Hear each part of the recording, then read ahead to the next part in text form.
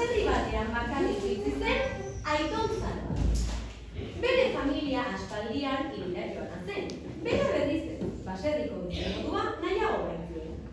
Pozik biziarren, Kasianok arazo bat zeukan, baserrian bisaurri bontzi bizi ziren. Eskerrak Kasinira, bere behiak, esnea emateaz gain, bere historia kontu guztiak lasaiki entzuten zizkien. Batez ere, bisaurri zuzkan tiradu.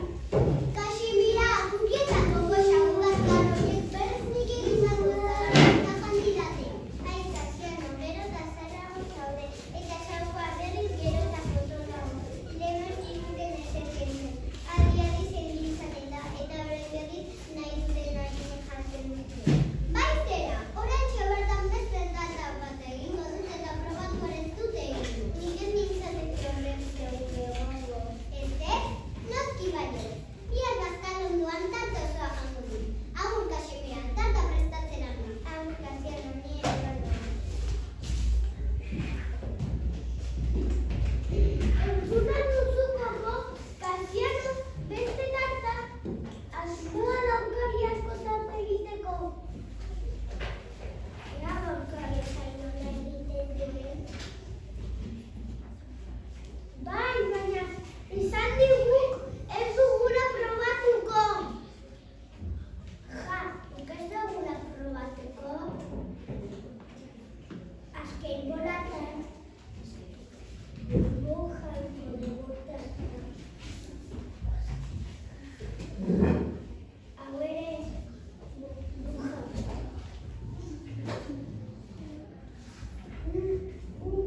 Ze ondo. Zeintaz egingo du, zagar tarta, marrubi tarta, pasta tarta. Niri gaien gustatzen zen antxinetako tarta. Canarias? Orain beste? Etxegin ondoren, goze naiz berriro. Ea zati bat arrakatzen dugu. Bai, bai.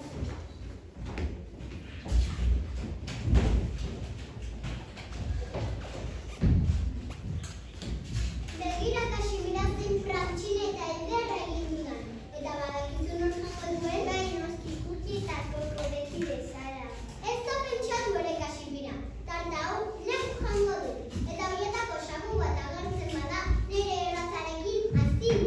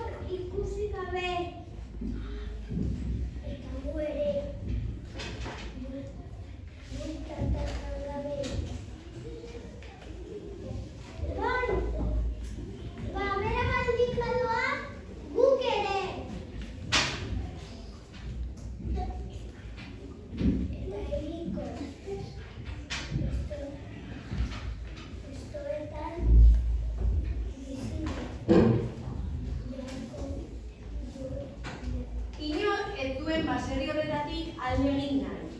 Ez Kasiano, ez Tximirak, ez Kukik, ez Kokok ere. Konponbide batetara iritsiko dira gure lagunak denak elkarrekin baserrian jarraitzeko.